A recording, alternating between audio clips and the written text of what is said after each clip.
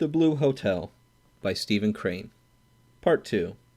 As the men trooped heavily back into the front room, the two little windows presented views of a turmoiling sea of snow. The huge arms of the wind were making attempts, mighty, circular, futile, to embrace the flakes as they sped. A gatepost like a still man with a balanced face stood aghast amid this profligate fury.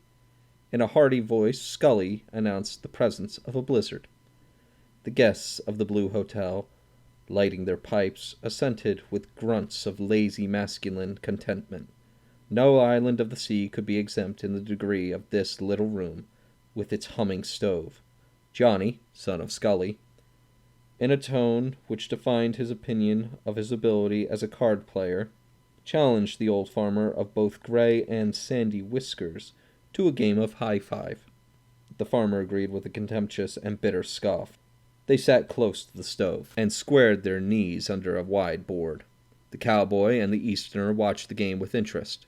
The Swede remained near a window, aloof, but with countenance that showed signs of his inexplicable excitement. The play of Johnny and the gray beard was suddenly ended by another quarrel. The old man arose while casting a look of heated scorn at his adversary. He slowly unbuttoned his coat, and then stalked with fabulous dignity from the room. In the discreet silence of all the other men, the Swede laughed. His laughter rang somehow childish. Men by this time had begun to look at him, askance, as if they wished to inquire what ailed him. A new game was formed jocosely. The cowboy volunteered to become the partner of Johnny, and they all had then turned to ask the Swede to throw in his lot with the little Easterner. He asked some questions about the game, and, learning that it wore many names, and that he had played it when it was under an alias, he accepted the invitation. He strode toward the men nervously, as if he expected to be assaulted. Finally seated, he gazed from face to face and laughed shrilly. This laugh was so strange that the Easterner looked up quickly. The cowboy sat intent and with his mouth open, and Johnny paused, holding the cards with still fingers. Afterwards there was a short silence. Then Johnny said, "Well, let's get at it. Come on now." They pulled their chairs forward until their knees were bunched up under the board. They began to play, and their interest in the game caused others to forget the manner of the Swede. The cowboy was a board whacker. Each time that he held superior cards, he whanged them, one by one, with exceeding force, down upon the improvised table, and took the tricks with a glowing air of prowess and pride that sent thrills of indignation into the hearts of his opponents. A game with a board whacker, and it is sure to become intense. The countenances of the Easterner and the Swede were miserable whenever the cowboy thundered his aces and kings, while Johnny, his eyes gleaming with joy, chuckled and chuckled. Because of the absorbing play, none considered the strange ways of the Swede. They paid strict heed to the game. Finally, during a lull caused by a new deal, the Swede suddenly addressed Johnny. "I suppose there have been a good many men killed in this room?" The jaws of the others dropped, and they looked at him. "What the hell are you talking about?" said Johnny. The Swede laughed again, his blatant laugh, full of a kind of false courage and defiance. "Oh, you know what I mean, all right," he answered. "I'm a liar if I do," Johnny protested. The card was halted, and the men stared at the Swede. Johnny evidently felt that as the son of the proprietor he should make a direct inquiry. "Now, what might ye be driving at, mister?" he asked. The Swede winked at him. It was a wink full of cunning. His fingers shook of the edge of the board. "Oh, maybe you think I have been to nowheres. Maybe you think I'm a tenderfoot." "I don't know nothing about you," answered Johnny. "I don't give a damn where you've been. All I got to say is that I don't know what you're driving at. There hain't never been nobody killed in this room." The cowboy, who had been steadily gazing at the Swede, then spoke. "What's wrong with you, mister?" Apparently it seemed to the Swede that he was formidably menaced. He shivered and turned white near the corners of his mouth. He sent an appealing glance in the direction of the little Easterner. During these moments he did not forget to wear his air of advanced pot velour. "They say they don't know what I mean," he remarked mockingly to the Easterner. The latter answered after prolonged and cautious reflection. "I don't understand you," he said impassively. The Swede made a movement then which announced that he thought he had encountered treachery from the only quarter where he had expected sympathy, if not help. "Oh, I see you're all against me. I see." The cowboy was in a state of deep stupefaction. "Say," he cried, as he tumbled the deck violently down upon the board. "Say, what are you getting at, eh?" The Swede sprang up with the celerity of a man escaping from a snake on the floor. "I don't want to fight," he shouted. "I don't want to fight." The cowboy stretched his long legs indolently and deliberately. His hands were in his pockets. He spat into the sawdust box. "Well, who the hell thought you did?" he inquired. The Swede backed rapidly toward a corner of the room. His hands were out protectingly in front of his chest, but he was making an obvious struggle to control his fright. "Gentlemen," he quavered, "I suppose I am going to be killed before I can leave this house.